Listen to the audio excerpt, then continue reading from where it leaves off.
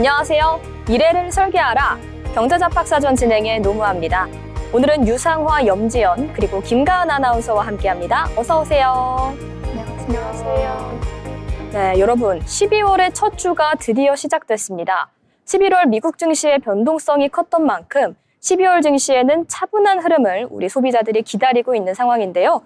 그러나 쌀쌀해진 날씨와는 다르게 미증시에는 연일 훈풍이 불어오는 모습입니다. 12월이 시작된 만큼 산타랠리를 기대해 볼 수 있지 않을까 이런 얘기도 떠도는데요. 그러면 자세한 미증시 마감 시황 유상화 아나운서와 함께 살펴보도록 하겠습니다. 미증시 마감 상황 전해드리겠습니다. 앞서 말씀하셨던 것처럼 미증시가 5거래일 연속 상승 랠리를 보였습니다. 11월 28일 기준 미증시가 12월 기준금리 인하 가능성과 연말 소비 기대감으로 인해서 5일 연속 상승 랠리를 보인 건데요. 28일 미국 증시에서 나스닥 종합지수는 0.65%, 다우지수는 0.61%, S&P 500 지수는 0.54% 상승으로 마감했습니다. 이들 지수는 추수감사절 연휴를 전후해 5일째 랠리를 이어간 흐름입니다.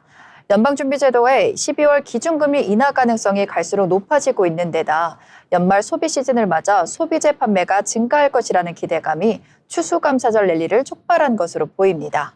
이날 나스닥 시장에서는 시총 1위인 엔비디아가 1.81% 하락했지만 다른 기술주들이 강세를 보이면서 장을 마쳤습니다.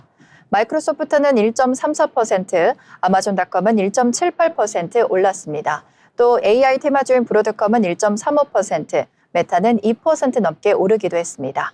그럼 히트맵 열어서 종목별 움직임도 같이 살펴보겠습니다. 미국 증시는 전반적으로 기술주 중심의 상승 흐름을 이어갔습니다. 엔비디아는 1.82% 하락하면서 약세를 보였는데 오라클의 부진과 오픈 AI 관련 논란이 부담으로 작용하면서 매물 소화 과정이 지속된 것으로 보입니다. 반면 인텔과 마이크론은 강하게 상승했습니다. 인텔은 2027년부터 애플 맥북용 M 시리즈 칩 생산 참여 가능성이 제기되면서 급등했고 마이크론은 디램과 낸드 가격 상승 기대감이 반영됐습니다. AMD와 브로드컴도 견조한 흐름을 보이면서 필라델피아 반도체 지수는 1.82% 상승했습니다. 자동차와 2차 전지 섹터도 전반적으로 수급에 힘입어서 상승했는데요. 테슬라는 FSD V14 무료 체험판 공개 기대감으로 반등했고 GM과 포드도 동반 상승했습니다. 빅테크와 대형 기술주도 한번 볼까요? 연말 소비 시즌 기대감과 반발 매수 유입이 이어졌습니다. 아마존은 온라인 매출 기대가 반영됐고 MS와 메타도 최근 하락에 따른 반등세가 나타났습니다. 알파벳은 차익 실현으로 소폭 하락했고 애플은 제한적 등락에 그쳤습니다. 마지막으로 소매와 유통주도 함께 보실 텐데요. 월마트가 1.29% 상승하면서 사상 최고치를 기록하기도 했습니다. 코스트코와 타깃도 1% 내외로 모두 상승했습니다. 11월을 마무리하면서 장을 마감했던 미증시는 엔비디아 조정 속에 반도체와 연말 소비 기대가 시장을 지탱하면서 기술주 중심의 회복 흐름이 이어진 하루였습니다.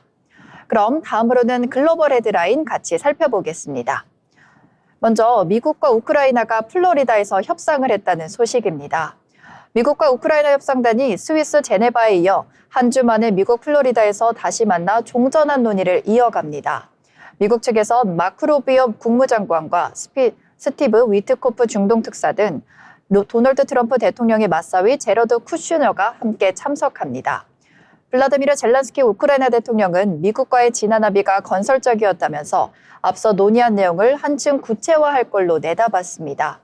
미국 측은 우크라이나와 협상을 마친 뒤 이번 주 중 블라디미르 푸틴 러시아 대통령을 만날 것으로 전해졌습니다. 일각에선 푸틴 대통령이 종전 협상을 통해 이루려는 목표가 우크라이나 동부 영토를 얻어내는 것을 넘어설 것이란 분석도 나옵니다. 최근 푸틴 대통령은 우크라이나가 점령지에서 군을 철수하지 않으면 군사수단을 써서 목표를 달성하겠다는 취지로 말했습니다. 결국 우크라이나에 대한 러시아의 통제권을 포기하지 않겠다는 맥락으로 풀이됩니다. 협상이 진행 중이지만 러시아와 우크라이나는 서로를 향한 견제를 멈추지 않고 있는 상황입니다. 미국과 우크라이나 협상이 이뤄지기 하루 전에도 러시아는 우크라이나 수도 등을 폭격하면서 여러 명의 사상자가 나왔습니다. 다음 헤드라인은 홍콩 화재 소식과 관련된 소식입니다. 홍콩 정부가 어제부터 사흘간 공식 애도 기간을 선포했습니다. 관공서를 포함한 공공기관의 조기를 개항하고 모든 정부 행사와 축제 활동도 취소됐습니다. 홍콩 내 18개 지역에선 공식 추모 공간도 마련됐는데요. 잿더미가 된 아파트 화재 현장 인근에는 추모객들이 놓고 간 꽃과 편지가 그야말로 한가득 쌓였습니다. 전 세계적으로도 추모와 애도의 메시지가 이어지고 있습니다. 이재명 대통령도 SNS를 통해 애도 메시지를 냈고 중국과 갈등을 맺고 있는 다카이치 일본 총리 역시 별도로 애도 성명을 발표했습니다. 홍콩 정부는 조사, 구호, 주거 지원을 담당하는 세계 태스크포스를 가동해 후속 대책을 전면 추진에 나서기로 했습니다. 화재 이후 모금과 정부 지원액은 총 11억 홍콩 달러로 중국 본토를 포함한 사회 각계의 기부도 잇따르고 있습니다. 유족에게는 20만 홍콩 달러, 우리 돈 약 3,700만 원의 위로금이 지급되고 다음 주부터 피해 가구에는 5만 홍콩 달러의 생활비가 지원됩니다. 900여 가구에 1만 홍콩 달러의 긴급 보조금이 지급된다고 당국은 밝혔습니다. 홍콩 정부는 장례 지원, 심리 상담, 교육의 긴급 지원팀 운영 등 전방위 복구 체제를 가동하면서 주민 안정화에 총력을 기울이겠다는 방침입니다. 다음으로 이어지는 소식은 중국의 한일령이 본격화됐다는 소식입니다. 일본 가수가 중국 공연 도중 갑작스럽게 퇴장당하거나 공연이 하루 전날 전격적으로 취소되는 일이 이어지면서 중국의 한일령이 본격화했을 가능성이 있다는 우려가 일본 내에서 나오고 있습니다. 30일 교도통신과 산케이 신문 등에 따르면 애니메이션 원피스 주제곡을 부른 일본 가수 오스키 마키는 지난 28일 상하이에서 열린 반다이 남코 페스티벌 2025에서 노래를 부르던 중 갑자기 조명이 꺼지고 음악이 끊기는 일을 당했습니다. 이어 공연 관계자로 추정되는 사람들이 무대에 올라 오스카에게 무언가 말을 건네며 퇴장하라는 몸짓을 했고 이에 오스키는 당황한 표정을 지으며 노래를 마무리하지 못한 채 황급히 무대를 떠나야 했습니다. 소속 사무소 측은 홈페이지에 올린 글에서 28일은 퍼포먼스 중이었지만 부득이한 여러 사정으로 급거 중단할 수밖에 없었고 29일 출연도 같은 사정으로 중지됐다고 설명했습니다. 중국 소셜미디어에서는 오스키가 퇴장하는 모습을 촬영한 동영상이 퍼졌다고 교도통신이 전했습니다. 일본에선 이번 사태가 가수에 대한 모욕이라는 등의 비판이 잇따라 제기되고 있다고 요미우리 신문이 전했습니다. 다음으로는 종목별 뉴스 전해드리겠습니다. 먼저 인텔 소식입니다. 미국의 대표적 반도체 기업인 인텔이 대만 TSMC의 기술을 훔쳤다는 의혹이 제기된 가운데 주가가 폭등했습니다. 28일 나스닥 시장에서 인텔은 10.16% 급등했는데요. 이날 인텔의 급등은 마이크론 테크놀로지와 퀄컴 등 다른 반도체 관련주가 1, 2%의 상승을 보인 것과 비교되는 흐름이었습니다. TSMC는 지난 25일 최근 인텔로 옮긴 전 수석부사장 웨이젠 로를 상대로 영업기밀 유출, 고용조건 위반 등을 들어 소송을 제기했습니다.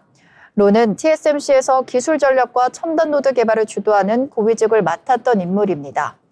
대만 당국은 로의 자택을 수색하는 등 첨단 반도체 공장과 관련된 민감한 기술을 인텔로 가져갔을 가능성에 대해서 조사하고 있습니다. 인텔의 리프탄 CEO는 이런 의혹들에 대해 추측에 불과하다면서 인텔은 지식재산권 보호에 전념하고 있다고 말했습니다. 이날 인텔의 주가 급등은 아시아 태평양 지역 기반 금융서비스 그룹인 TF 인터내셔널이 인텔의 긍정적인 공급 가능성을 제기한 것이 큰 영향을 미친 것으로 보입니다. 다음 소식은 엔비디아 소식입니다. 미국 증시에서 기술주 전반이 랠리를 키웠으나 인공지능 대표주인 엔비디아와 오라클만 조정을 받았습니다. 28일 나스닥 시장에서 엔비디아는 1.81% 떨어졌는데요. 또 뉴욕 증권거래소에서 오라클은 1.57% 하락하기도 했습니다. 전거래일 급등세를 이어가지 못하고 다시 내려앉은 모습입니다. 엔비디아의 하락은 구글의 AI 반도체인 TPU가 강력한 대항마로 떠오르면서 엔비디아의 AI 데이터 센터 시장 점유율에 대한 우려를 키웠기 때문으로 보입니다. 구글과 AMD 등 다른 기업들이 AI 칩 시장에 적극적으로 뛰어들면서 엔비디아의 독점적 지위가 흔들릴 수 있다는 점이 투자 심리를 악화시켰습니다. 메타가 최근 엔비디아 GPU 대신 구글의 TPU 도입을 검토한다는 뉴스가 전해진 이후 엔비디아는 6% 넘게 급락하기도 했습니다. 엔비디아가 강력한 3분기 실적을 발표했음에도 불구하고 AI 관련 기업들의 수익성이 과대평가됐다는 버블론이 여전한 것도 주가의 발목을 잡았습니다. 일부 월가 인사들은 현재 시장이 버블 상태라고 경고했는데요. 오라클의 경우 엔비디아 칩을 대량 구매해 AI 클라우드 서비스를 제공하고 있지만 최근 보고서에 따르면 해당 사업의 마진율이 14%에 불과해 기존 소프트웨어 사업의 70% 수준과 큰 격차를 보였습니다. 이는 오라클의 AI 전환 전략에 대한 의문을 불러일으켰습니다. 오라클이 오픈 AI와 3천억 달러 규모의 클라우드 계약을 맺었지만 실제 매출 발생 시점과 안정성에 대한 불확실성이 커지면서 투자자들이 신중해졌습니다. 다음으로는 비트코인과 관련된 종목 소식입니다. 미국 비트코인 채굴업체들의 주가가 최근 급등세를 보이고 있습니다. 28일 나스닥 시장에서 비트코인 채굴업체인 클린스파크는 12.27% 급등하기도 했는데요. 이 회사 주가는 최근 4일째 폭등세를 지속하고 있는 흐름입니다. 이런 분위기 속에서 다른 비트코인 채굴업체인 라이어 플랫폼스는 7.82% 뛰었고 마라톤 디지털스는 6.3% 상승했습니다. 이들 기업의 주가 상승은 최근 약세를 지속했던 비트코인에 대한 매수세가 살아나면서 9만 달러로 회복한 데다 실적 호조 등이 영향을 미친 것으로 보입니다. 클린스파크는 지난 26일 2025 회계연도 매출이 7억 6,300만 달러로 전년 대비 102% 증가했다고 발표했습니다. 이 기업이 최근 전환사채 발행을 통해 11억 5천만 달러의 자금을 확보했다는 소식도 비트코인 채굴업체들의 주가에 긍정적으로 작용했습니다. JP모건과 네드엠 등 증권사들이 클린스파크에 대한 긍정적인 전망을 내놓으면서 투자자들의 매수세를 강화했습니다. 다음 주 주요 일정 정리해드리면서 미 증시와 글로벌 헤드라인 마무리하겠습니다. 12월 첫 주에는 뉴욕 증시의 상승 랠리 기대감을 키울 수 있는 일정들이 대기하고 있습니다. 현지 시간 1일 미 연준이 예고한 대로 양적 긴축을 종료합니다. 또한 4일에는 민간 조사기관 챌린저 그레이 앤드 크리스마스가 기업들의 11월 감원 지표를 발표합니다. 앞서 10일 해고 규모를 보면 15만 3천여 명, 전년 대비 175%나 증가한 것으로 나왔기 때문에 이 추세가 이어졌다면 시장이 민감하게 반응할 것으로 보입니다. 다음 주인 9일과 10일에는 FOMC 회의를 앞두고 고용과 물가 흐름을 살펴볼 수 있는 경제 지표 발표도 이어집니다. 지금까지 미증시 마감과 글로벌 헤드라인 전해드렸습니다. 네, 다음은 김가은 아나운서와 함께 지난주 우리 증시의 흐름 정리해 보도록 하겠습니다. 전해주시죠. 지난주 한 주간의 국내 증시 흐름 정리해드립니다. 지난주 주식시장은 다소 대조적인 흐름을 보였는데요. 11월 28일 시황을 살펴보면 코스피는 전반적인 약세를 면치 못하면서 하락 마감하는 모습을 보였습니다. 주로 대형주 중심의 차익 실현 매물 출회와 미국발 금리 인하 기대감 후퇴에 대한 경계 심리가 작용한 결과로 풀이되는데요. 반면 코스닥 지수는 완전히 다른 양상이었습니다. 코스닥은 전일 대비 큰 폭으로 상승하며 급등세를 이어갔습니다. 특히 개인 투자자들의 매수세가 집중되면서 지수를 강하게 끌어올렸습니다. 이런 이분화된 장세는 코스닥 시장의 특징적인 업종에 대한 기대감이 극도로 높아졌음을 보여주는데요. 이번 주 코스피는 3,800대 후반에서 3,900대 초반을 오가면서 혼조세를 보였고 코스닥은 변동성이 더욱 두드러졌습니다. 코스피 지난 금요일 하락세 보이면서 3,026선에 장 마감했습니다. 코스닥은 4% 가까이 상승하면서 912선에 거래를 마쳤습니다. 지난주 국내 증시를 흔들었던 요인 먼저 알아보시죠. 우선 외국인의 매도세와 환율의 불안이 시장을 짓눌렀는데요. 한 주 동안 외국인 투자자들은 국내 증시에서 대규모 순매도를 기록하며 지수 하락을 주도했습니다. 특히 전기와 전자 대형주를 중심으로 차익 실현 매물이 쏟아져 나왔습니다. 또 미국 연준의 금리 인하 기대감이 약화되면서 달러 대비 원화 약세가 지속되었는데요. 1,460원대를 중심으로 움직인 원달러 환율은 외국인 자금 이탈을 부추기는 요인으로 작용했습니다. 다음은 AI 고점론과 반도체 섹터가 변동성을 키웠는데요. 미국 증시에서 AI 관련 기술주에 대한 조정 가능성이 제기되면서 국내 반도체 및 AI 관련주 역시 동반 하락하며 증시의 변동성을 키웠습니다. 삼성전자와 SK하이닉스 등 반도체 투톱은 실적 개선 기대감에도 불구하고 대외 변수에 따라 등락을 거듭하며 지수를 방어하기에는 역부족이었습니다. 28일에는 LG에너지솔루션 등 2차전지 대형주가 급락하면서 코스피 하락을 심화시켰습니다. 마지막으론 코스닥의 활성화 기대감과 그런 것이 국내 증시의 희망을 싹 틔웠는데요. 코스피가 외국인 매도에 시달리는 와중에도 코스닥 시장에서는 정부의 시장 활성화 및 코스닥 기업 육성에 대한 기대감이 투자 심리를 일부 개전시켰는데요. 28일 코스피가 하락하는 중에도 코스닥은 3% 이상 급등하는 등 차별화된 흐름을 보이기도 했습니다. 이는 개별 중소형 기술주와 바이오 섹터에 대한 단기 수급이 유입된 결과로 볼 수 있겠습니다. 그렇다면 이번 주 국내 증시 전망은 어떻게 될까요?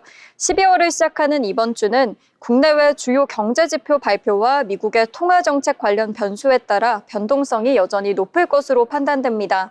이번 주 시장의 가장 큰 이슈는 미국에서 발표될 고용 지표인데요. 견조한 고용은 연준의 금리 인하 시점을 늦출 수 있다는 우려를 키우지만 반대로 고용이 둔화된다면 긴축 완화 기대감이 재부각될 수 있겠습니다. 특히 이번 주에 발표되는 미국의 실업률 및 비농업 고용 지표에 따라서 시장 금리와 환율이 크게 움직일 가능성이 높겠습니다. 배당 시즌과 정책 기대감에 따른 국내 변수도 존재하는데요. 연말을 앞두고 배당 시즌이 다가오면서 고배당주 및 기업 밸류업 프로그램 수혜주에 대한 관심이 지속될 예정입니다. LG그룹처럼 자사주 소각 및 배당 확대를 발표하는 기업들이 계속 나올 경우 금융주, 자동차, 지주사 등 저평가 우량주에 대한 투자 심리가 개선될 수 있겠습니다. 외국인 매도가 진정되고 개인 투자자들의 연말 배당 및 양도세 이슈 관련 수급 움직임이 예상됩니다. 이번 주에는 큰 이벤트들을 앞두고 관망 심리가 우세할 수 있습니다. 확실한 모멘텀이 없는 종목보다는 실적 안정성과 정책 수혜가 기대되는 종목을 선별적으로 접근하는 선별적 장세가 예상됩니다. 11월 마지막 주까지 국내 증시는 대외 변수에 민감하게 반응하면서 투자자들의 인내심을 시험했죠. 국내 증시는 마치 롤러코스터를 탄 듯한 높은 변동성을 보이면서 투자자들의 심리를 흔들었는데요. 미국 연준의 매파적 발언과 인공지능 고점론, 그리고 외국인 투자자들의 움직임이 복합적으로 작용했던 한 주였습니다. 이번 12월은 연말 투기의 수급 변수와 함께 중요한 경제 지표들이 집중되는 날입니다. 미국 금리 인하 기대감의 약화는 여전히 부담이지만 국내 기업들의 밸류업 노력과 AI 시대에 대한 장기 성장 기대감은 여전히 우리 증시를 지탱하는 힘입니다. 변동성이 높을수록 신중한 투자 원칙을 지키는 것이 가장 중요하겠습니다. 지금까지 지난주 국내 증시 흐름 짚어봤습니다. 네, 가은 아나운서와 함께 지난주 우리 증시의 흐름을 짚어봤습니다. 다음은 핫했던 이슈를 정리하는 모이슈인데요. 염지연 아나운서와 함께 빠르게 정리해 보도록 하겠습니다. 네, 이번 시간에도 스포츠 소식으로 들고 왔습니다. 한 주간 뜨거웠던 경기 결과와 이슈들 지금 바로 만나보시죠. 프로축구 K리그1 최종 38라운드와 K리그2 플레이오프가 지난 30일에 끝나면서 승강 플레이오프 대진도 완성됐습니다. 하나은행 K리그 승강 플레이오프 2025에서는 K리그1 12 수원FC와 K리그2 3위 및 플레이오프 승리팀인 부천FC, 그리고 K리그1 11위 제주 SK와 K리그2 2위 수원 삼성이 맞붙는데요. 승강 플레이오프는 홈앤드 어웨이 방식으로 개최됩니다. 제주와 수원이 먼저 12월 3일 오후 7시 수원 월드컵 경기장에서 1차전을 치른 뒤 12월 7일 오후 7시 제주 월드컵 경기장으로 옮겨 2차전을 벌입니다.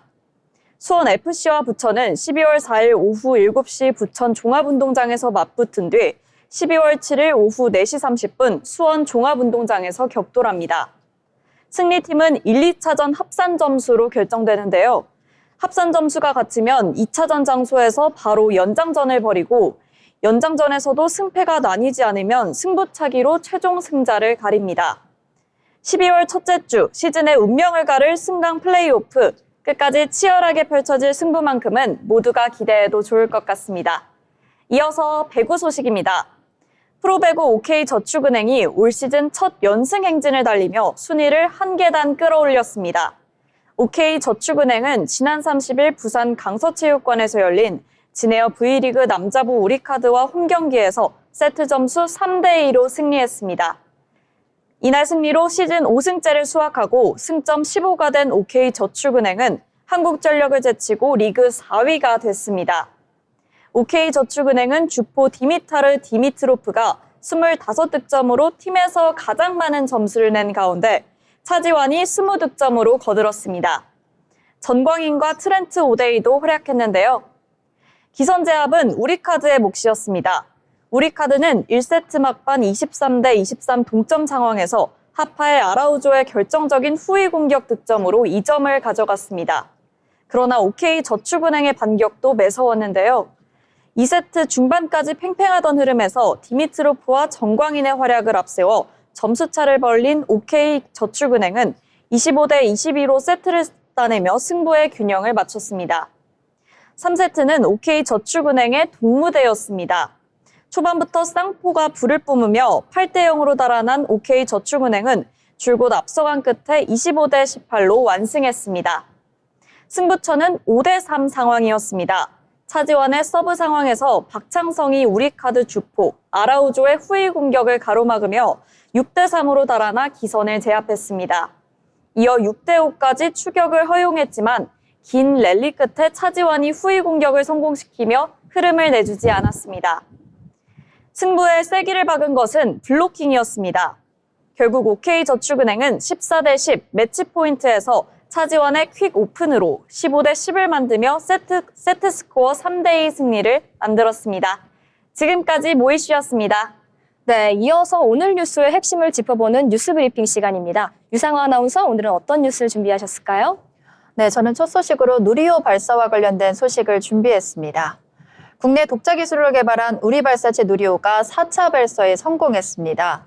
2022년과 2023년에 이어 세 번째로 누리호의 발사 성공 도장이 찍힌 겁니다.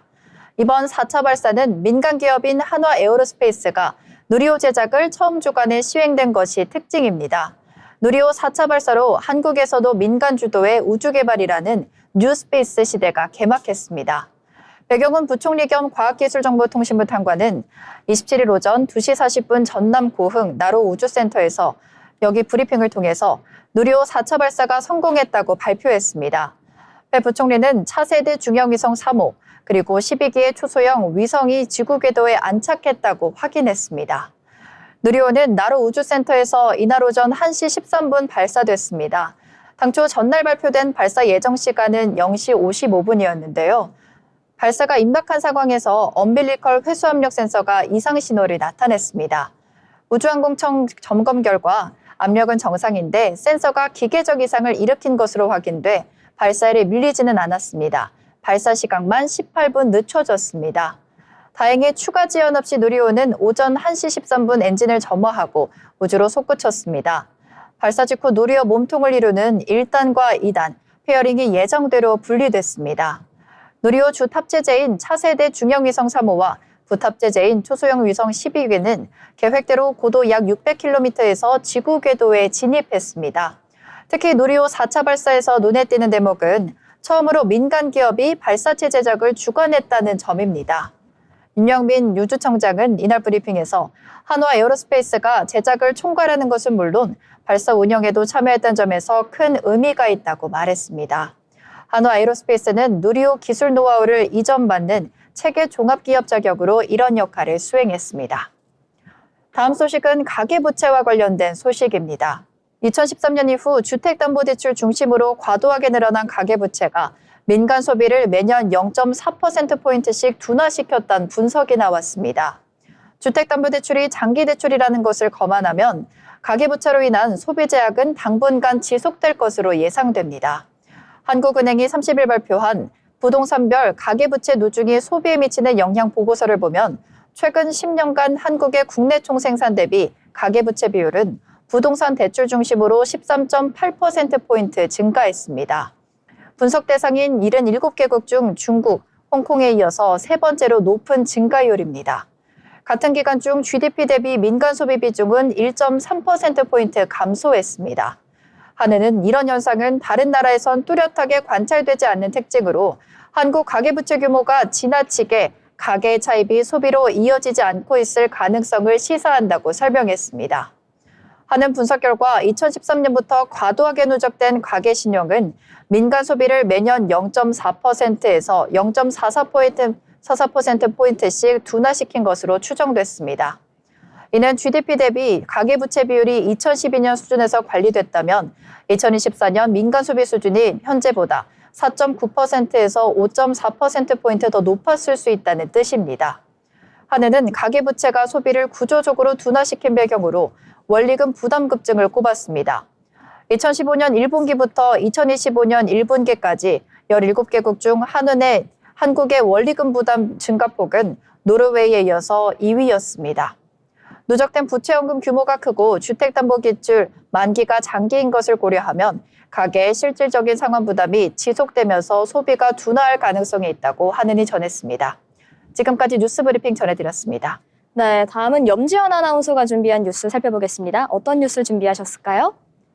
국내 최대 온라인 쇼핑 업체인 쿠팡에서 수천만 명의 개인정보가 유출되는 사고가 발생했습니다. 쿠팡이 확인한 유출 규모는 3,370만 계정에 이릅니다. 쿠팡을 쓰는 사람은 거의 다 털린 건데요. 회원의 이름과 전화번호, 주소 등의 개인정보와 일부 주문 정보까지 노출된 것으로 확인됐습니다. 이어 쿠팡 박대준 대표는 어제 오후 정부 서울청사에서 대규모 개인정보 유출 사고에 대해 공개 사과했습니다. 이어서 다음 소식입니다. 이재명 대통령이 기상계엄 사태 1년을 맞는 이달 3일 대국민 특별담화를 발표합니다. 이규현 대통령실 홍보소통수석은 지난 30일 브리핑을 열고 이 대통령이 빛의 혁명 1년을 맞아 차분하지만 의미 있는 일정을 가질 예정이라며 이같이 소개했습니다. 이어 특별담화에는 총불위에 맞선 함성으로 극도의 혼란을 평화로 바꾼 대한민국 국민의 노고를 기억하는 내용이 담길 것이라고 설명했습니다. 이 대통령은 이후 외신 기자 80여 명이 참석한 가운데 생방송 기자회견을 열고 국제사회의 K민주주의 회복을 천명하고 국민 통합의 메시지를 전할 계획입니다. 지금까지 뉴스브리핑이었습니다. 네, 이렇게 다양한 뉴스들 정리해 봤는데요. 아울러 본 방송에서 제공하는 정보는 투자 판단에 대한 조언일 뿐 해당 종목 가치의 상승 또는 하락을 보장하진 않습니다.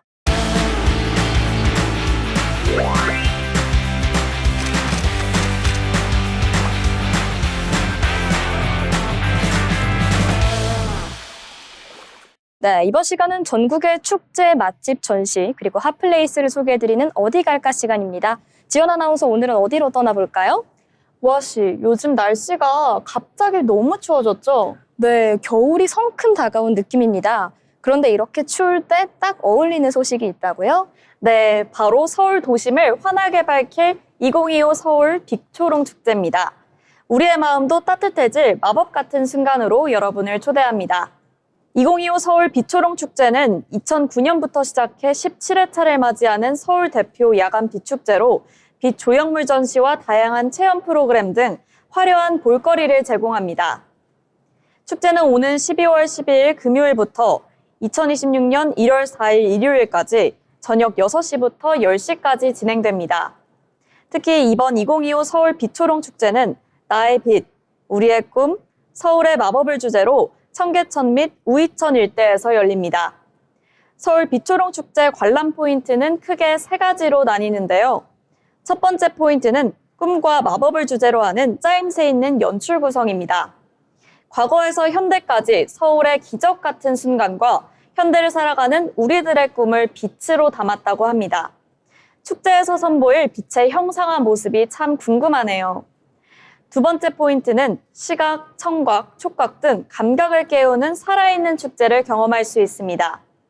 보고, 듣고, 느끼면서 새로운 꿈을 그릴 수 있는 시간을 준비했다고 합니다. 세 번째 포인트는 전통 한지 등과 미디어 아트가 융합된 전통과 현대의 조화입니다. 서울 빛초롱 축제의 시그니처인 전통 한지 등과 미디어 아트가 융합된 작품을 최초로 선보일 예정입니다.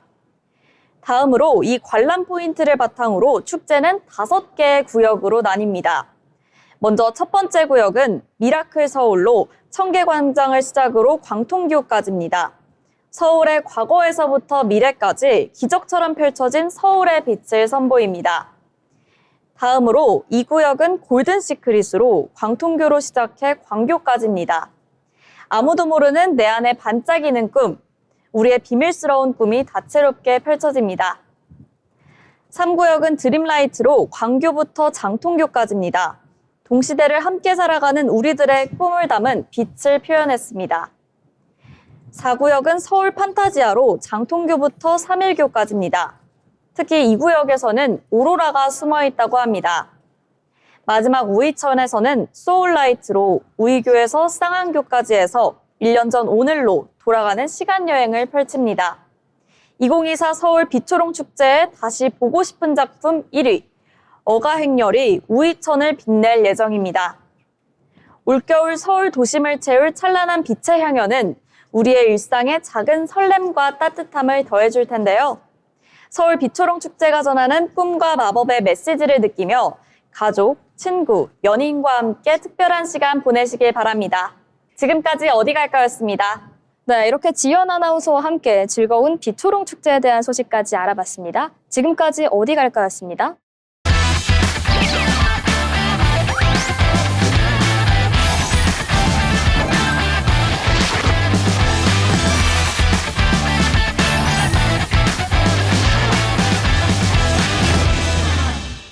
네, 다음은 투자의 고수가 되고 싶은 아나운서들이 주식 그리고 경제 이야기 나눠보는 시간입니다. 먼저 김가은 아나운서와 함께 오늘장 마감 시황 살펴보겠습니다.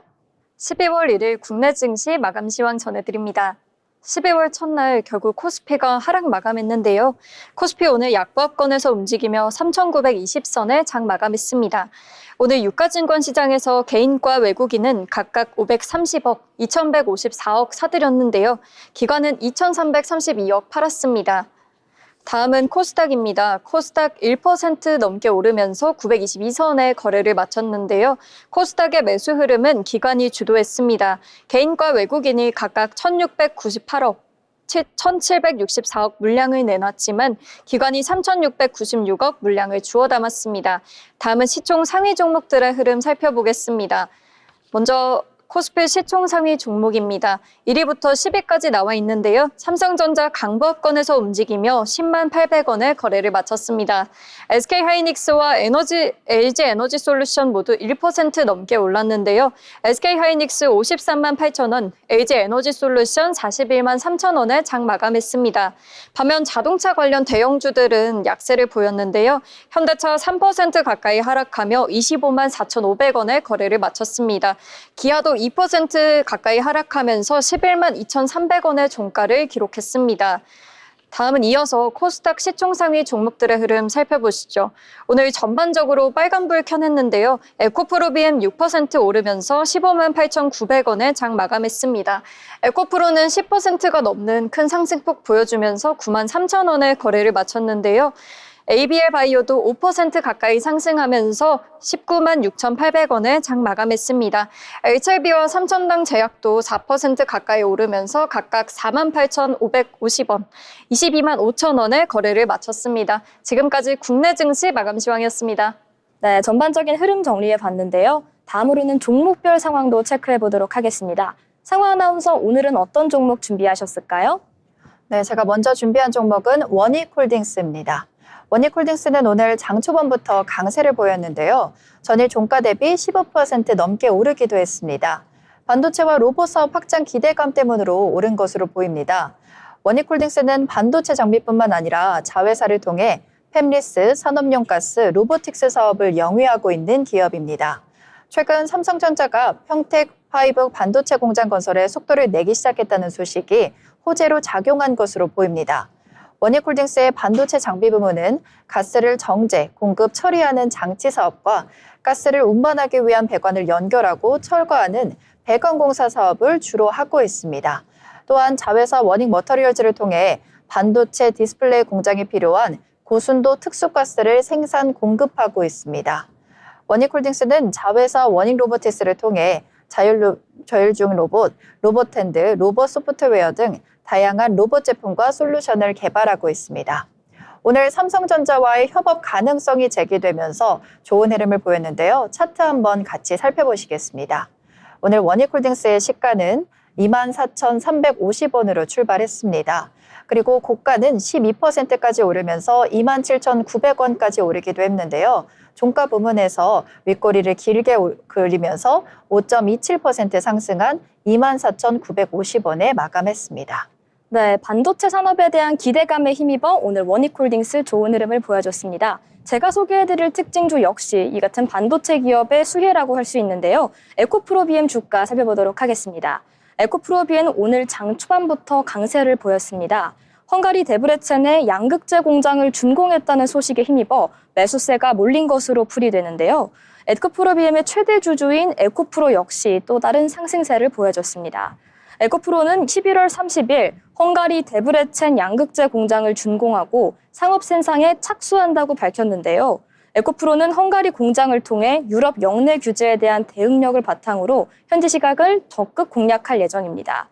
이에 에코프로와 에코프로 BM의 실적 기대감이 터지면서 투심이 몰린 모양이었는데요. 이 같은 좋은 흐름에 에코프로 BM 오늘 전거래일 대비 6% 상승한 15만 8,900원 선에서 종가를 형성했습니다. 다음은 염지연 아나운서가 준비한 특징주 살펴보도록 하겠습니다. 네, 제가 오늘 준비한 특징주 사이버원입니다. 쿠팡의 개인정보 유출 사태 여파로 보안주가 강세입니다. MP닥터에 따르면 오늘 오전 9시 4분 기준 사이버원은 전거래일 대비 16.38% 오른 4,690원에 거래됐습니다. 같은 시각 지니언스도 전장 대비 10.45% 상승한 21,350원에 거래됐습니다. 이 밖에 센즈랩, 한국정보인증 등 보안주가 일제히 상승세입니다. 쿠팡에서 발생한 대규모 개인정보 유출 사태가 보안주에 대한 투자 심리를 자극한 것으로 풀이됩니다. 쿠팡은 지난달 29일 고객 계정 약 3,370만 개가 무단으로 노출된 사실을 확인했다고 공지했습니다. 노출된 정보는 이름, 이메일, 전화번호, 주소 등이며 해외 서버를 통해 지난 6월 24일부터 개인정보에 무단 접근한 것으로 추정됩니다. 쿠팡의 이번 고객정보 유출 규모는 개인정보 보호 위반으로 역대 최대 과징금을 처분받은 SK텔레콤의 개인정보 유출 사고를 뛰어넘습니다. 오늘 사이버원 차트 한번 살펴보겠습니다.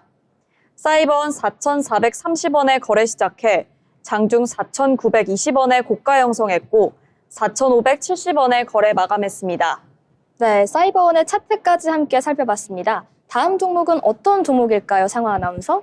네, 다음 제가 가져온 종목은 S에너지입니다. 이번에는 오른 종목이 아닌 떨어진 종목을 가져왔는데요. S에너지 주가가 운영자금 조달을 위해서 유상증자를 결정했다는 소식에 22% 넘게 급락하는 흐름을 보였습니다. S에너지는 전거래일인 지난 28일 장마감 후 주주 배정 후 실권주 일반 공모 방식으로 130억 6,200만 원 규모의 유상증자를 결정했다고 공시했습니다. 신주 발행주는 보통주 1,400만 주이고 주당 발행가는 933원입니다. 신주 상장 예정일은 내년 3월 6일입니다. S에너지는 홈페이지에 대표 명의의 공지를 올리고 최근 발표된 유상증자 소식으로 인해 놀라셨을 주주들에게 더 나아가 회사의 실망감을 느끼셨을 모든 분에게 사과의 말씀을 전한다고 밝혔습니다.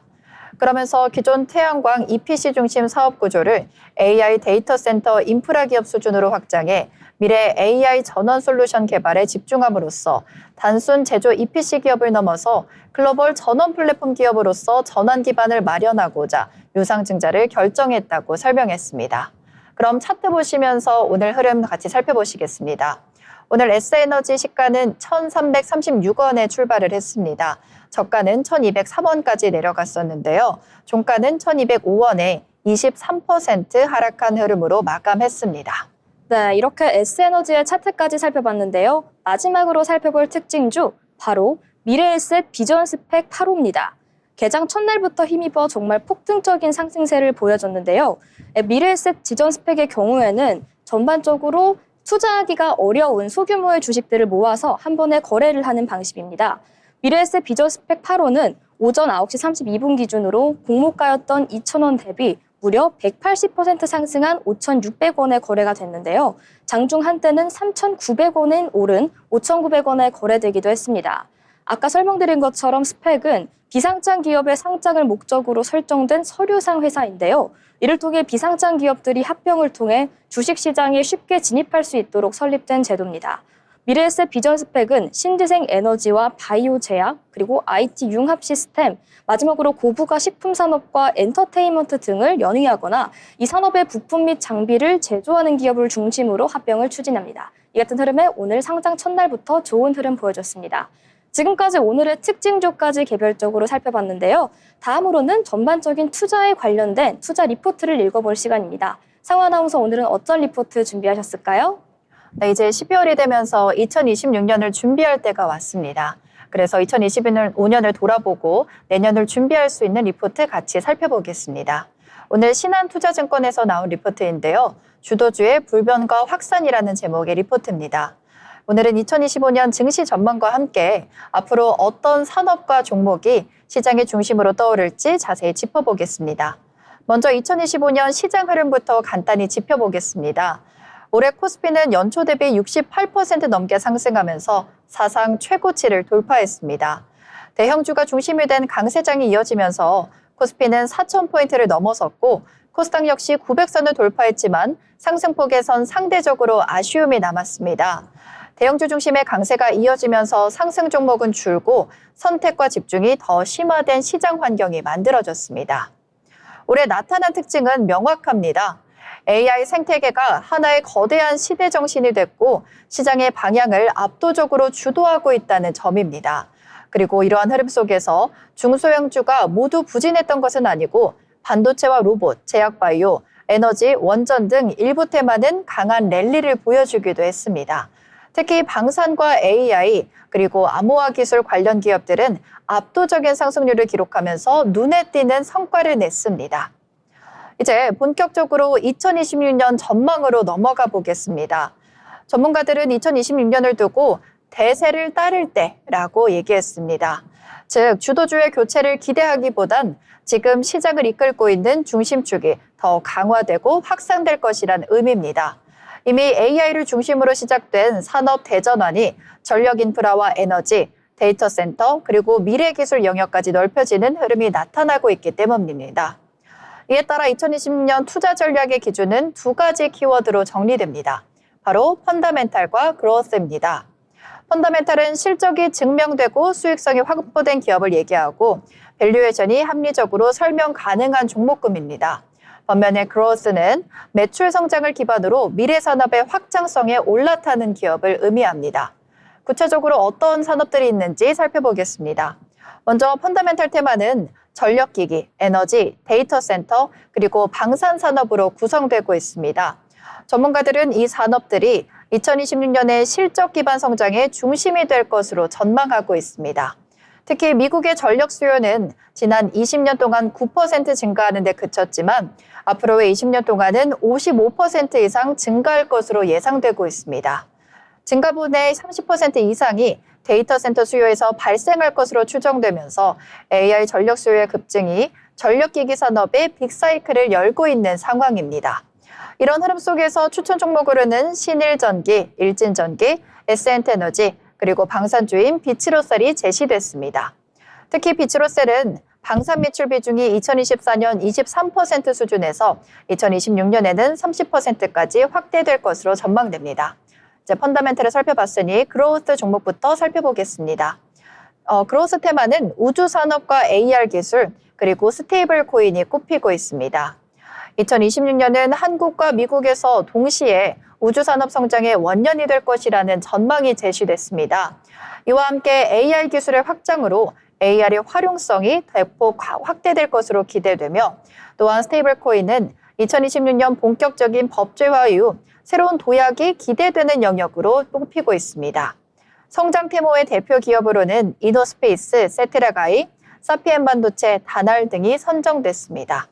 이 기업들은 수주 모멘텀과 매출 성장 구조가 이미 가시화되고 있다는 점에서 강세장 후반부의 시장의 중심으로 편입될 가능성이 높다는 평가입니다. 이제 2026년은 우주산업 성장의 원년으로 전망됩니다. 스페이스X는 차세대 발사체 스타쉽의 준상용화 테스트를 완료했고 2026년부터는 우주급유, 지도 궤도 비행, 발사체 재사용 기술을 검증할 예정입니다. 특히 2026년 말 지구와 화성의 거리가 가까워지는 시점에 첫 무인 화성 발사기가 계획되어 있고 일정이 순조롭게 진행된다면 2027년 중순쯤에는 인류의 첫 화성 도착 가능성도 언급되고 있습니다. 우주산업은 한국과 미국 증시가 동조화되는 대표적인 분야로 평가됩니다. 국내에선 이노스페이스가 2025년 11월 첫 상용 발사를 앞두고 있어 산업에 의미 있는 전환점을 만들 전망입니다. 또한 첫 발사의 성공 확률은 매우 낮지만 2026년 내 상업화 도달 가능성이 기대됩니다. 위성 산업도 세트레가의 위성 영상 수출, 스페이스 IT 위성 수출 계획 등의 수주 증가 등으로 성장 모멘텀이 확장되고 있습니다. 전문가들은 2026년 혁신 성장 탑픽의 기업들은 평균 성장률을 비교하면서 확신을 강조했습니다.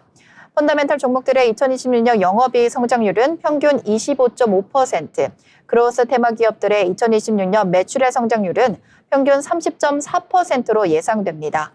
강한 실적이 뒷받침되는 만큼 시장이 중소형주로 확산될 높은 재평가가 기대된다는 분석입니다. 결론적으로 요약하면 시장 주도주는 변하지 않는다. 다만 확산된다는 점인데요. 따라서 지금은 AI 인프라와 전력기기, 방산 같은 실적 기반 산업, 그리고 우주와 AR, 스테이블코인 같은 미래 산업에 올라탈 시기라는 겁니다. 전문가들은 이렇게 말합니다. 답은 정해졌다. 이제 선택만 남았다. 지금까지 2025년 증시 리뷰와 2026년 전망에 대한 리포트 전해드렸습니다. 네, 투자 리포트 살펴봤습니다. 아울러 본 방송에서 제공되는 정보는 투자 판단에 대한 조언일 뿐 해당 종목 가치의 상승 또는 하락을 보장하진 않습니다.